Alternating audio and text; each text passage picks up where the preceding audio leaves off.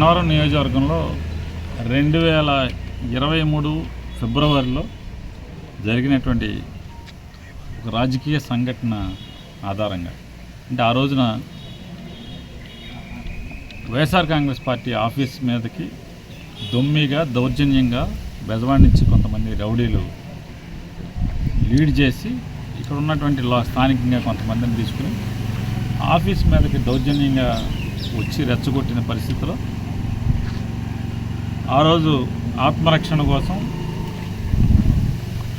తిరగబడితే ఆ తిరగబడినటువంటి సంఘటనని ఆధారం చేసుకుని ఇవాళ కొత్తగా సెక్షన్లు మార్చి కొత్తగా పేర్లు చేర్చి ఆ సంఘటనతో సంబంధం లేని దాంట్లో లేనటువంటి అమాయకులైనటువంటి వైఎస్ఆర్ కాంగ్రెస్ పార్టీ కార్యకర్తలను ఇప్పటికీ దాన్ని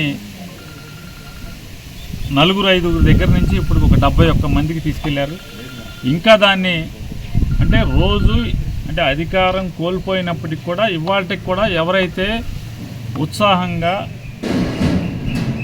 జగన్మోహన్ రెడ్డి గారి యొక్క పార్టీ జెండాని వదలకుండా ఇవాళ కూడా ఎవరైతే తిరుగుతున్నారో వాళ్ళందరినీ కూడా చేర్చడం కోసం, అంటే 2023 ఫిబ్రవరి ఏంటి ఇవాళ తారీఖు, దాన్ని 7-8 నుంచి 20 అన్నారు, 25 అన్నారు, 44 అన్నారు, ఇప్పుడు 71కి వచ్చి ఆగింది. మాజీ శాసనసభ్యుడినేమో 71వ పేరుగా పెట్టినట్టున్నారు.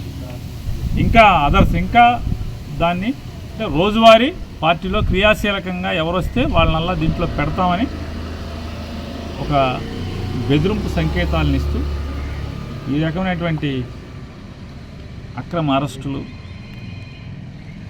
తప్పుడు కేసులు బనాయిస్తూ జైల్లో మగ్గదిస్తున్న పరిస్థితులన్నీ కూడా చూస్తున్నారు అందరూ. దానిలో భాగంగా ఎవరైతే అక్రమ కేసుల్లో ఇరుక్కుని వాళ్ళు నెల రోజుల నుంచి జైల్లో మగ్గిపోతున్నారు. నూజివీడులో ఒక 15 మంది, ఇక్కడ ఒక 5 మంది ఇక్కడ ఉన్నారు. వీరిలో రూల్స్ ప్రకారం ఒకళ్ళిద్దరున్న మేము కలిసి ఉన్న పరిస్థితులన్నీ వాళ్ళ దగ్గరికి మాట్లాడి ఇట్లా జగన్మోహన్ రెడ్డి గారు నిన్న గన్నవరంలో ఎవరెవరైతే జైల్లో ఉన్నారో అక్రమ కేసుల్లో వాళ్ళందరినీ కూడా పార్టీ తరఫున వెళ్ళి పరామర్శించండి, ధైర్యం చెప్పరండి, బెయిల్ వచ్చిన తర్వాత వారందరినీ కూడా నా దగ్గర తీసుకురమ్మని చెప్పని జగన్మోహన్ రెడ్డి గారు ఆదేశించున్నారు. దాని మీద ఇవాళ అక్కడ ఇక్కడ రూల్స్ మేరకు ఎవరన్నా కలగలమో వారిని కలిసి మిగతా వాళ్ళందరూ కూడా చెప్పండి ఇట్లా అని చెప్పాం.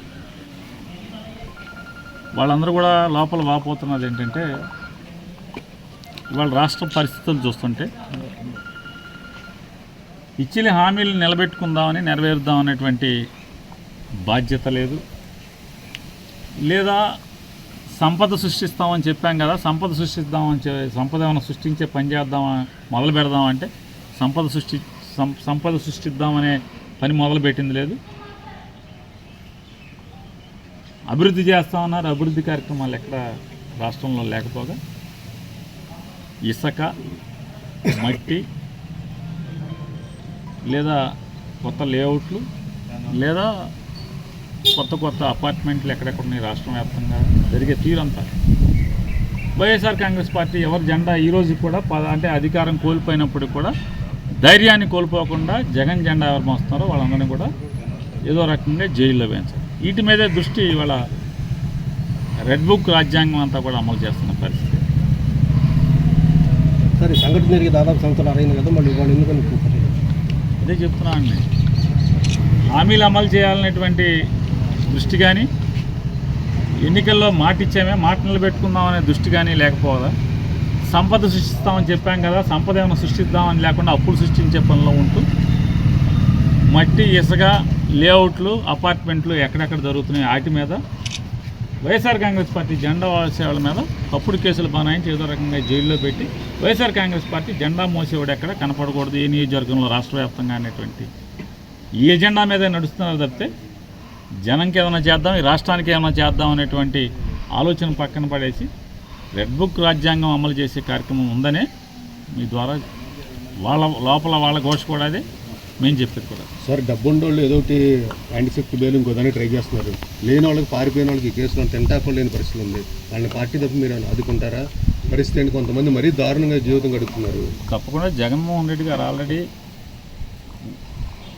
తెలుగుదేశం పార్టీ దౌర్జన్యాలకి, దుర్మార్గాలకి, దాడులకి ఎవరెవరైతే బలైపోతున్నారో వాళ్ళకి అండగా ఇప్పటికే చాలా కుటుంబాలకు అండగా వెళ్ళింది. అట్లాగే ఎక్కడెక్కడైతే జరుగుతున్నాయో ఆ జరుగుతున్నటువంటి ప్రతిదాన్ని వరుస క్రమంలో పార్టీ ప్రతి కార్యకర్తకు కూడా వైఎస్ఆర్ కాంగ్రెస్ పార్టీ అండగా ఉంటూ వస్తుంది.